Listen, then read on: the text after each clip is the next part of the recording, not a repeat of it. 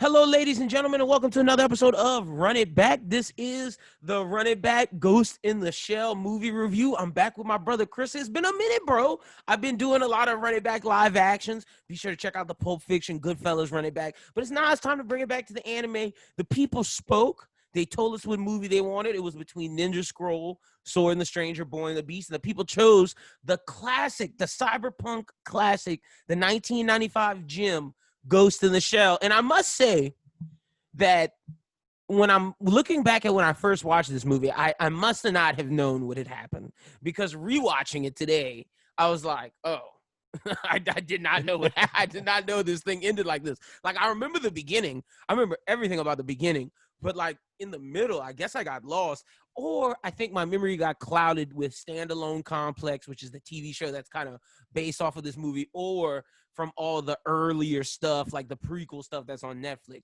But this movie was still pretty damn good. It wasn't a bad movie.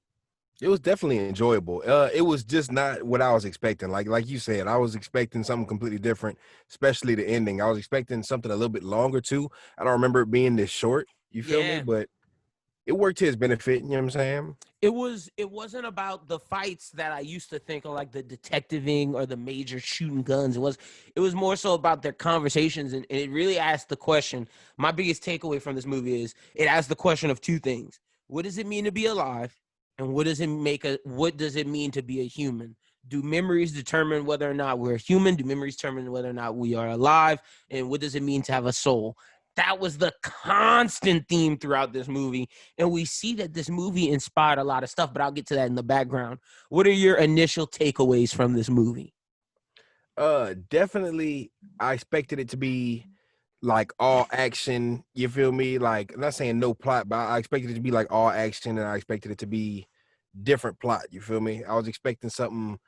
I don't know. This shit was heavy. Like, whenever I got to the end of it, I Super was like, heavy. damn, bro.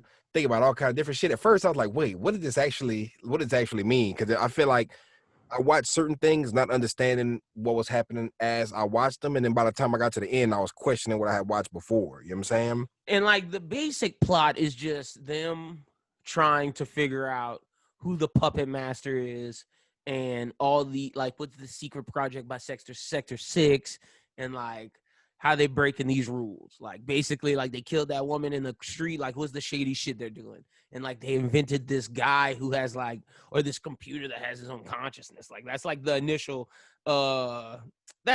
narrative, and it really is deeper than just that. Like, it's 1000% deeper than just that. That's just like the base synopsis of it. But let's get into some background before we dive into the film itself. The film was set in, hold on, starting off at the paragraph later. Okay, Ghost in the Shell is a 1995 anime cyberpunk film directed by Mamoru Oshii. The film was written by Kuzunori Ito and based on the manga by the same name by Masamune Shiro. The film features voices of Atsuko Tanaka, Akio Atsuka, and Limisa Kamiya. Sorry if I mispronounced that last one. I butchered that last one. Also, we see in the dub, you see people like Richard Epcar. Shout out to our old guest. Y'all can go check out that old Anime Talk episode. Really dope that we get to talk about his movie and we interviewed him. That shit's fire. But also, Ghost in the Shell was a Japanese-British international co-production produced by Kodansha and Bandai Visual and Manga Entertainment, with animation provided by Production IG. The film is set in 2029 Japan and follows Makoto Kusanagi, a cyborg public security agent who hunts a mysterious hacker known as the Puppet Master. The narrative incorporates philosophical themes that focus on self-identity and a technologically advanced world. The music, composed by Kenji Kawai, which is incredible, by the way, includes elements of ancient Japan language.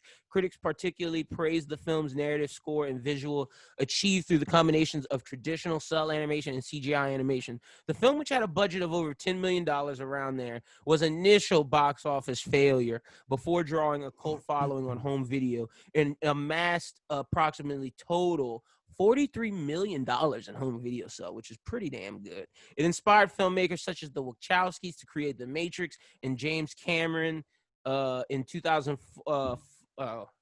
And James Cameron with like all his sci-fi shit. It didn't say what movie. But in 2004, Oishi directed Ghost in the Shell 2: Innocence, billed as a separate work, not a true sequel. In 2008, Oishi released an updated film version of the original film Ghost in the Shell 2.0 featuring new audio and updated 3D animation. So we definitely see the inspiration of this film on films like The Matrix. Like when she was jacking in, I was like, oh, that's The Matrix. I was like, oh, 1000%. When she jacked in and was going in deep diving, I was like, oh, The Matrix got this. Also the idea of, because The Matrix got their theme of transgender in the movie being that like Neo was this guy who was living a double life, and you can go research their whole themes with that, but you see this search of gender in this movie in the sense of the ending when the Major and the puppet master form one body. They're neither male or female, they're neither what they were before, and that's some of the themes that's go in there. But let's get into some of the best scenes. This movie was like we said, this movie is a lot deeper than anticipated before. The first scene I wrote down is the opening scene with Major Kusanagi killing that man and leaving oh so clean with the camouflage suit. Yeah, for sure. That was the first one I had written too.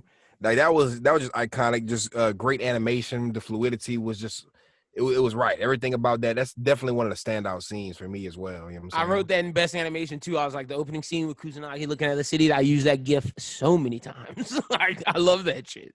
The 90s version just hits harder than like the updated animated one. Like, I don't know. I just like the darkness of it. Whereas like standalone complex a little brighter. Like Kusanagi has purple hair. She looks like a girl. Like in this one, she kind of looks like she looks soulless in this one. And I think that was the purpose of it. For sure. Everything about like her, like just her eyes, the fact that they just didn't blink, you know what I'm saying? She was just it was meant to look like that, you know what I'm saying? Yeah. It was meant so you have a disconnect, you feel me? 1000%. The next scene I got is the arresting scene in the beginning with the sanitation guys and the guy who got his mind erased, who we eventually find out is Swan Jin Fang.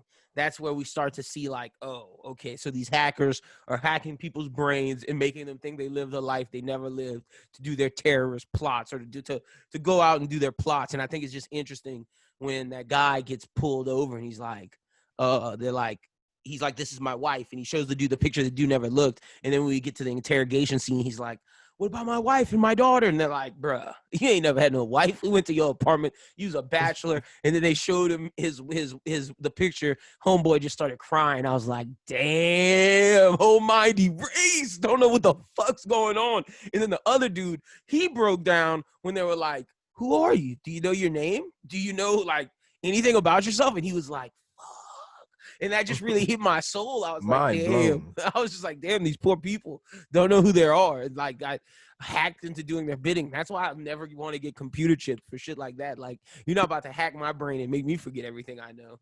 For sure. Like how you don't know shit and then forget that you don't know shit and just be living life and not think about that shit. You feel me?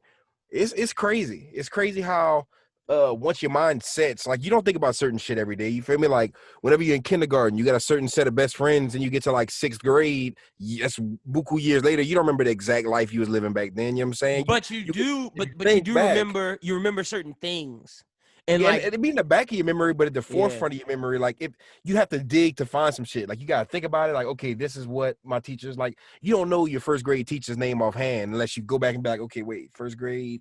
Was at this high school, or that at this elementary school, you know what I'm saying? It was just crazy to think that they asked that man, like, do you even know your mom? Like, what's your mom's name? He said, they're like, wait, I don't know. Yeah, he got fucked. And that just shows that, like, memory, it's just going back to that theme. Does memory make us human? And it's like, yeah, bro, if you can't remember who you are, then you don't know if you're living or if you're not. It's just crazy ideas to think about. This film does that. What's a scene that you have next up that you written down that you're like, oh, this scene was fire? Definitely the swimming scene. You feel me? The swimming scene and the post swimming scene on the boat. You feel me? When they're talking, yeah. That fucked me up at first. Cause I watched it, I was like, man, that was beautiful. And I was like, I watched it, and I felt like there was something deeper going on. You feel me? But it wasn't until I got to the end of the movie, I was like, wait a minute. I had to go back to the beginning, and because I'm starting to see the themes more clearly. Because you feel me? That whole scene with the swimming was her connecting to, you know what I'm saying, her human side or her personality or whatever, because like you at a crossroad where you don't even know if you have a personality, you don't even know if you have those kind of emotions, those kind of personified, things, because you're an android at the end of the day. but she was talking about how she felt fear and all that shit. You feel me? And then she got back up there, and she's just like changing in front of homeboy, and you know what I'm saying? The other, and I think he's like a different kind of, you feel me, like cyborg type. He's more human than she is, but they Yeah, all have exactly. mechanical parts. Because I wrote this down too. Because And it's see, that's what it was highlighting. I feel like that he was more human and she was more disconnected, but she was trying to connect to that. yeah, because she asked him, she was like about having a mechanical body and how they would have to give it back if they retire, and like, do they have a brain? They've never seen if they had but this is more so in the elevator with me, but it happens in this as well. It's like, how do you know your body's real? Like, how do you know you have a soul and all this stuff? And this is like the first time they talk about it, and Batu's like, you just got to keep going, girl. You just got to keep living. Don't ask them things. Like, you just going to dive into a water and try to feel fear when you know your ass can't swim. Like, but that's what she was doing. She was trying to feel some sort of emotion and trying to feel. A scene that I have after that is just them in the elevator talking about the same shit, where Kusanagi doubts if she has a brain and a soul with Batu, and they're going to talk to they're going to solve a mission after they captured the puppet master, or that lady who eventually became the puppet master. And she's like, I want to do the deep dive because I got to know how this person feels or whatever. And then the next scene I have is like when the puppet master starts, when he escapes and he starts talking to him. He's like, when he looks at that dude, he turns his head. They're like, oh shit, he's on. And then like, yeah, that nigga's on. He's telling y'all what's good. And then they take his ass. For sure, for sure. I love that whole breakout sequence, you know what I'm saying? Where the puppet master broke out and just was like wreaking havoc real quick. I was just like, oh shit. Yeah. Not expecting that even a little bit. And then the final scene I wrote down is Kusanagi fights the tank and gets her ass bust. And then when she gets on top of that thing and she's pulling in, all her muscles are popping out, and then she just breaks. I thought that was crazy animation. I ain't never seen no shit like that before, when like she's turning into the Hulk, and then all of a sudden, as her muscles can't do it anymore, her whole like just circuits and shit break. Yeah, like the flesh was detaching and shit like that. It was wild. Like, it was nuts. Any other scenes that you have written down? Because those are all the ones I have. Like I said, this is a short movie. This movie's only 83 minutes. Yeah, for sure. That was mainly it. As far as like the you know what I'm saying, the I don't want to say fight scenes, but like the super actiony sequences. When I think about this movie, like before watching it just now, because it's been forever. You feel me? Didn't really comprehend what was going on when I watched it, because this is back like OG Toonami days. That's what I'm saying. Days, you feel me? So like thinking back, like before watching it, I'm sitting there like, okay, it's gonna be action packed, it's gonna be yada yada. But it doesn't seem like this story was built to drive in as much action as possible, rather as this story was like the action was to drive in the plot. Like they only gave you action when they needed to. It was executed very, very well, but at the same time, that was the, you know how Dragon Ball Z is just built to drive in as many fights as possible. This was not that. It was like to drive in the plot. Like they got their fights, but it was more exposition than anything. That was the important part of the movie. For sure. And some of the best animated scenes I have is the opening scene with Kusanagi looking at the city. We already said. I said the opening credits where they show you how Kusanagi is built. When we go through like the robot being built, I thought that was fucking badass. I got Kusanagi holding the beer on the boat talking to Bato. I got the scene in the city where it's just a montage of that yo, that shit with the yellow barge and that music just going off. I'm like, oh, this shit's badass. But that's all the scenes I got written down. And then best fights, I got Kusanagi versus that guy who didn't know his name in the water in the beginning. I got the garbage. Kusanagi fighting that guy, the garbage contract homies. I got the tank, and then I got the opening scene. What are your best fights and best animated moments, if you got any? Well, one of my best animated movies, best animated moments again was a swimming thing, just because I liked whenever she was swimming and like down. You see there was a part where she was connecting to the water line, and she was like looking at herself, and it was like, this is me, my android self versus me and my, you know, my soul or whatever. Yeah. And then as far as just the fights, I love the ending fight about how, you know what I'm saying, because she lost for all, you know what I'm saying, for all purposes, whatever. She definitely took the L in that fight. And the thing is, I was not expecting that at all. And I wasn't expecting her to go out like that either. I didn't expect that at all either. I thought she won. For some reason, it was like low-key uncomfortable to watch. Yeah, she got her ass whooped. So best fight, that tank fight was really good. I'm going when she gets a W. Well, I think I gotta go with the tank fight, because like the opening scene is just her coming in doming that dude and Bro, they went then in jumping head out. first. Yeah. Head first. Like, that shit started off hot. Dropped him and then just left. And then the scene on the water with I just said homie's name, with Swan Jin Fang, that dude who was just shooting everywhere. She did beat his ass. Oh yeah, for sure. So I'm if you going with the tank, I'm gonna go with that one, but the tank one is really damn good. All right, let's ask the questions. Who took the L in this movie? Who lost? Definitely the trash man. The trash man lost, like, for sure. Like, bro, he was riding, like, he was showing son a picture, like, this is my daughter, and he said, I'm not looking at that shit. And he's like, my daughter. It's like, son, look at the picture, son. He's like, wait, that's me. She look just like me, don't she? he definitely lost, because just when he's sitting in the interrogation room and they're like, can you do anything to get my memory back? And they say no, and tears just rolled down his eye. I felt so bad for that guy. But the thing is, him in the car, I knew something was up with him when he was in the car, because he was just so stale. He's just like just like your average zombie. Like you know how people go to work every day and they got them people that's like, real life people. Then there's those people that's just like zombies, just so set in their routine. They just like life passes so fast for them because they just do the same shit every day. That was him. He was like so plain, but he was like the perfect personification of that. You feel me? No, he was. That was an easy who took the L. This is one of the easier ones I've done while doing this show. Who took the W is interesting in this one, because like, you could nominate Kusanagi, but my person who won is the Puppet Master. Oh yeah, the Puppet Master executed. He executed what he wanted. He merged with her, and they became this new being, and they're gonna be able to put their child on the net. And he didn't get captured, so like, he finessed the Major into giving up her life, and he won. Son, for fucking artificial intelligence, that motherfucker was a smooth talker, because he wasn't artificial. He just said he was this a new soul being. that was just like a new this new computer soul. You could tell because the way he finessed, bro, he had the gift of gab. Like Kusanagi, whatever her name was, you feel me? She got her shit finessed. She was just sitting there like, I don't know at first, but then she was like, She might have lost too. She might have lost too, because she gave up her life.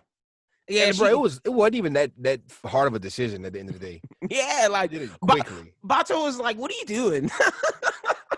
But then he got to this child body, and then she became herself, well, a new person again. But yeah, Puppet Master. You have to let me sleep on it, bro. Puppet Master definitely took the W. Okay, so I got this other category that we did in the live action called Six Man of the Movie, and I know you're not a big basketball fan, so what this means is like best role player, the person who did their role the best, and like not having a lot of screen time and not having a lot of action lines or just talking. To me, I thought it was Togasa, because he figured out like those dudes were like robots, and those Sector 6 dudes had some problems with him. He shot the tracker into the thing. Like, I thought he did a good job in his role. I thought he was a solid 6 man. I don't know, man. Just a solid that's not person. With the white eyes, right? No, he was in the movie too much. I'm talking about the human dude who shot the old pistol, and they were like, why aren't you shooting machine guns? Yeah. Yeah, I'm Togasa. So I can't really think of nobody, because I was about to say, is the side characters? Yeah, the side, like, who did the best, like, just minor role they had? It's either him or the chief. I want to say best role. I do not like these characters, but I have to go back to the dumpster people, because they left a lasting impression for being so short. Because I remember for sure, that was one of my most memorable parts of the whole movie, which is how awkward that whole experience was with that ride. Like, before you even figure out what's going on with them, I was watching that shit like, what the fuck is going on? Like, I remember that shit. I was confused. You know what I'm saying? Look, this is our shortest running back, because this movie's really short. Any final thoughts? Because we went through all our categories. Like, any final thoughts on this movie? I wonder if there's like an extended cut or anything, because like, it was like not even an hour and a half. It was like almost an hour and a half. Yeah, it was like an hour 20. 23, like something like that. There has to be some kind of, like, I want to say the live action movie is even longer than this one. Live action is like almost 2 hours. And I think the live action takes parts of Standalone Complex as well. I'm going to have to watch Standalone Complex after this, because that one is the one I remember a lot from. For sure that was on Adult Swim. Yeah, that's the Toonami one. We're going to have to watch that one and do like a comparison video one day. I want to say it's like, what, 20 episodes? 20-some episodes? Maybe even less. It might be like 15. Yeah, I'm thinking like maybe 13 to 15. You feel me? Something like that. Can't be a lot. Like, I remember I was looking at it the other day. I want to say it's on Hulu. Yeah, I think it is. But is this movie run it backable? Would you request this movie to friends? And does it take down the run it back king of Your Name at 9 with an aggregate score of 9.6? It's not fucking with Your Name. Like I No, feel it's like not. we need to find something of Your Name's caliber because this one it's fire and it's a classic and it's definitely nostalgic. I know you put it above Howl's Moving Castle. I would definitely suggest it to people. I don't even remember what I rated Howl's Moving Castle. You gave it a 7, bro. It was bad. Oh, shit. This one, damn, 7. Now I look back on it, I was like 7. That's why me and Peter were like, "What the fuck were you doing?" I gotta go back and rewatch it. You feel me? Because it could have been. But 7, it's not a bad score. You know what I'm saying? It's not horrible. It could have been worse. It's still enjoyable. But this one, yeah, what are you giving? I don't know. I'll give this one like I wouldn't put it too much higher. I'd probably give it a 7.5. You know what I'm saying? Solid 7.5, just because I would have enjoyed it a little more had it been a little bit longer. Like say it was like 145. You know what I'm saying? A lot of the pacing, I don't want to say the pacing was too fast. Add a couple action scenes, flesh it out a little more. No, I feel exactly. I feel that. You're giving it a 7.5. I'm gonna give it an 8.3 just because like I like the cyberpunkness of it. I like the themes. I think some of the stuff we've seen where they fleshed it out a little more like the TV show and things have been better. So I'm gonna give it an 8.3, but you can't argue its impact on culture. You can't argue its impact on like the sci-fi genre and what it has done to give us movies like The Matrix, Terminator, and things of that nature. So let me get our aggregate score where we add up and we get the average. So the aggregate score of this movie, I brought it up because Chrissa had it at 7.5. I brought it up. This movie is a 7.9. I'm going to round because of impact. So this movie gets an 8 aggregate score. Stamp. Run it back. 8. In the editing, I'm going to see if I can do where I put the stamp. Put like a big giant 8. But yeah, so we're going to give this movie an 8. It doesn't come close to Your Name. It doesn't even come close to the Cowboy Bebop movie. But it's number 3 right now in the Run It Back anime rankings, ahead of Your Name, which I think got a solid 7.89, or it might have got an 8.3 because of Peter too. I don't know. I gotta go read back and look, but it's either 3rd or 4th. This movie. Next time, I think we got to go with a heavy hitter. Like I'm thinking like, and this was a heavy hitter due to impact, but I'm thinking like a heavy hitter. Hero, 2 heroes. You know what I'm saying? That you want to talk about getting Your Name. You want to talk about getting a low ranking from you? That would be my lowest rated movie I've given so far on Run It Back. Cap. I'll give that shit a 5. We don't even have to review. I give that shit a 5. But yeah, we gotta dive into a classic. I'm thinking we gotta do something to top Your Name. Maybe like Akira, My Neighbor Totoro, something heavy. But I do like The Boy and the Beast. I think people are sleeping on The Boy and the Beast, but we'll figure that out next time. But Chrissa, tell the people they can find you on social media. Find your boy at Chrissa SAE on Twitter, Instagram. Matter of fact, bro, if you go to my Twitter, my Instagram, you feel me? I have a link. What is it called? Linktree or whatever. Mm-hmm. And that has the links to everything. My anime list. You can go see my official score for Ghost in the Shell. I didn't put it up there yet, but I'm gonna put it up there right after we record this, so it could be up there, so y'all can see. You know what I'm saying? 100%. Y'all go follow Chrissa. Y'all can follow me at LynBWT, Father Bros Who Think, at Bros Who Think. By the time you guys hear this, Anime Talk, the latest episode will be out, so y'all be sure to check that out. Be sure to check out all the manga reviews we have out, as well as the other Run It Backs. We reviewed the Fusion Reborn Dragon Ball Z movie, which was not that great. 10 out of 10. 10 out of goddamn 10. We reviewed Howl's Moving Castle. We reviewed the Cowboy Bebop movie, and we reviewed the Run It Back King Your Name. Be sure to check that out, as well as our live action Run It Backs, which is Martin Scorsese's Goodfellas and Quentin Tarantino's Pulp Fiction. All great content, and you can find all that content and more at the Bros Who Think YouTube. Be sure to subscribe. But yeah, that's all we got this week. Short episode of Running Back, but we will be back with another anime one very, very soon. And I don't know if we're gonna put a poll up because we might. I don't want to take the power away from you guys, but I kind of want to pick the next one and see what's up. Because just pick something that I know can maybe go up against Your Name. But the power's in the people. Like I said, I enjoyed that you guys told us which one to do because that was really fun. And it's good having y'all's voices in this. So Ghost in the Shell, aggregate score 8.0. It's Run It Backable. But for Chrissa, my name is Lyn. Y'all have a good one, and we will talk to you next time. Peace.